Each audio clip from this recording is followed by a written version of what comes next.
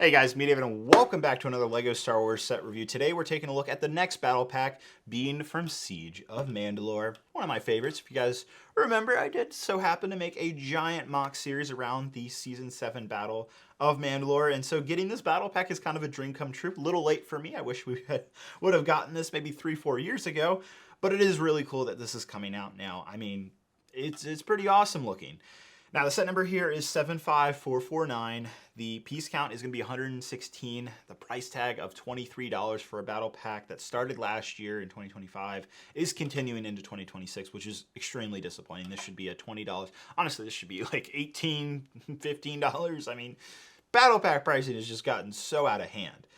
Now, like seemingly a lot of LEGO Star Wars sets nowadays, this does, of course, have a controversy attached to it, being, of course, the Mandalorian helmets. We'll talk about that here in a second. First off, let's talk about the clone troopers included in this set. Personally, I wouldn't have chosen more 332nd clones in this set. I think we could have gotten away with 501st regular clone troopers and even just plain grunt clone troopers as well, so one of each in this would have been a better selection, at least in my opinion. And for those of you wondering, it's not just the 332nd with the Ahsoka markings clone troopers in the Siege of Mandalore. I frame by frame analyzed that scene when I was working on Siege of Mandalore, and I clearly saw grunt plain clones as well as normal 501st. It's not all 332nd, so LEGO could have gotten away with other clone troopers here, and I don't think 2 more 332nd clone troopers was the greatest decision. Is it accurate? Yes.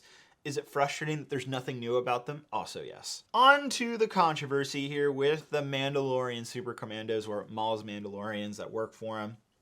Obviously, they look really cool all the way up until the helmet here. The controversy is that the T-visor is not entirely black. What LEGO has done here is seemingly put an outline around it that's black and then let the pearl dark gray kind of show through, and it's caused a huge controversy because it's not accurate.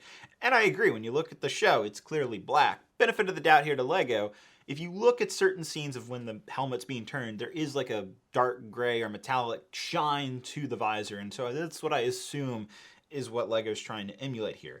And I don't want to assume immediately it's LEGO Star Wars making these minifigure design choices. Lucasfilm, Disney, has a lot of say in how these sets look. I've seen the back and forth feedback that LEGO Star Wars sets go through, and this might have been one of those things that Lucasfilm was asking them to change the helmet visor color. There was a conversation about it. I don't know. We don't have clarification about it, but that could have been another factor. Could be the LEGO Star Wars team just experimenting with different designs of the Mandalorian helmet.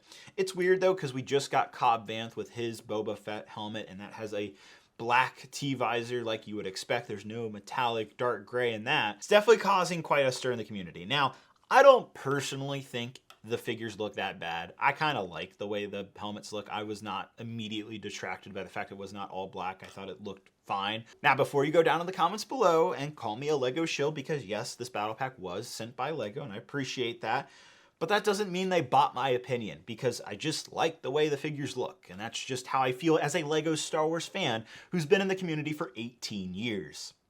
I think that's enough to say. So take my opinion as you will, call me a shill all you want, but I like the way the figures look. I don't think the T-visor being all black is a make or break. Is it frustrating that LEGO is messing with the formula? Sure, but I don't think it fully distracts from the minifigure being cool looking. That's my personal opinion.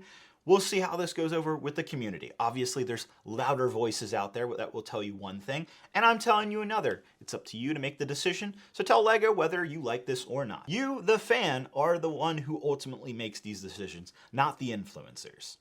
With that said, I'm ready to get into the in-depth and see what the Siege of Mandalore Battle Pack has to offer, and I'm excited to see this one. So this certainly isn't the best battle pack we've ever gotten, not by any stretch of the measure. In fact, it's just a solid battle pack. It's not great, it's not bad, it's just in the middle. First off, we have the 332nd Clone Troopers, which is probably my biggest distraction of this set. I just wish we got a different Clone Trooper variant, like not more 332nd Clone Troopers. We just had them in a battle pack that lasted for years on end, and we just didn't need more of these guys. I would have loved a different variant of Clone Troopers, or even some blue Mandalorians. All right, so here's my spicy hot take. I think the figures look good. I don't have a problem with the fact that the visor is not fully black. There is a black outline around it. In fact, surprisingly, the T-visor is actually a metallic color different from the pearl dark gray helmet. It's not just the helmet itself showing through the visor. There is a printed head underneath the helmet, and, as we look at this, it looks good. I like the black outline, making it look like there is black there. and there's great details around the figure, and we'll compare this against the prior version in a second. Then we have the female Maul's Mandalorian or Super Commando here next, and she also looks really cool. She's actually a little bit more blacked out. Her helmet and torso are black instead of pearl dark gray. But T-Visor controversy aside, I think both of these figures look absolutely fantastic. Like, you can't tell me by just looking at this that they don't look awesome. They're a significant improvement over the 2013 version, which here it is, side by side. You tell me which version you prefer. Yes, the visor is not blacked out, but there's something aesthetically pleasing about the new version with that metallic printed T-Visor with the black outline. I think it works in a lot of ways. Is it accurate? No. But it works, at least in my personal opinion. Now, just another little theory here. Remember Tech from the Bad Batch when LEGO made that figure and the fact that it was controversial that he was light bluish gray instead of white? Well, you could kind of look at the same thing here with the T-Visor on the Mandalorian helmets. The reason why the LEGO Star Wars team made him light bluish gray was because they needed to print the white skull on the side of his helmet. And you could argue the same case could be made here for the Mandalorian T-Visor, where they needed a different color to differentiate from the helmet. That's just a theory, though. Moving on to the battle pack, though, what are you getting outside of the figures? Some okay builds. First off, we have like maybe the Mandalorian dock here with a little turret attached to it. That's what this maybe could be. Or it could be something the Clone Trooper set up, whatever your imagination tells you. But it does look pretty cool. It's different than other battle pack builds we've gotten. And there is, of course, some extra studs here, an extra blaster, and you can store them in a little side canister. And there's also a little area for the blaster for the Trooper utilizing the turret. So I like that addition.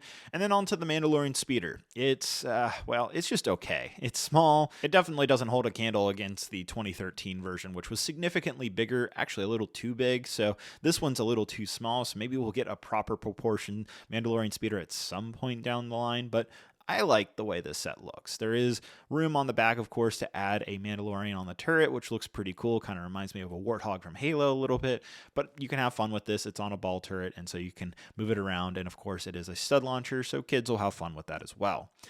Overall, this is an okay battle pack in terms of what you're getting out of it. I say okay mainly because of the 332nd Clone Troopers and the builds just being mediocre. They're nothing to write home about. In my opinion, the highlight is the Mandalorian Maul minifigures. I think they're really cool looking, and I would certainly want a few of them.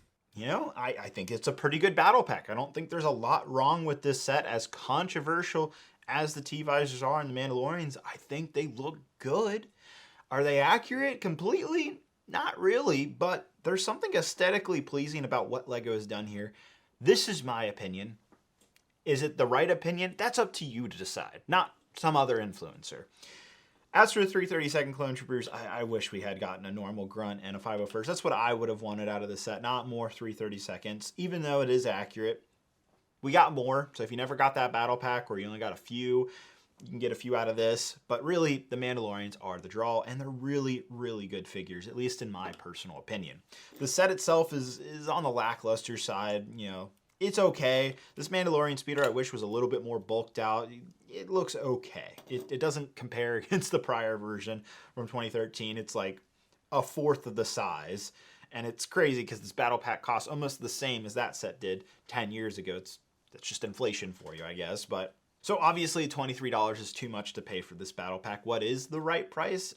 I would say 18 or lower if you can get it for that price. I think you could pick up a few of these. I wouldn't say this is a huge army builder. You could probably get 5 to 6 of these and be relatively happy with a nice little Siege of Mandalore battle with a bunch of Mandalorians. And if you happen to have Gar Saxon and Darth Maul, they'll pair pretty much perfectly with these Mandalorians. It'll be pretty cool. You can have like a whole siege going on. Well, let me know what you guys think down in the comments below. Do you like the decisions made in this set? I think the Mandalorians look cool. As inaccurate as the visors are, there's something nice about them. I'm not bought out by LEGO, but you can believe what you want to believe. With that said, let me know what you guys think down in the comments below. I do want to thank LEGO for sending this set over for a review. I hope you guys have a great and wonderful day, and I'll see you guys later. Bye-bye.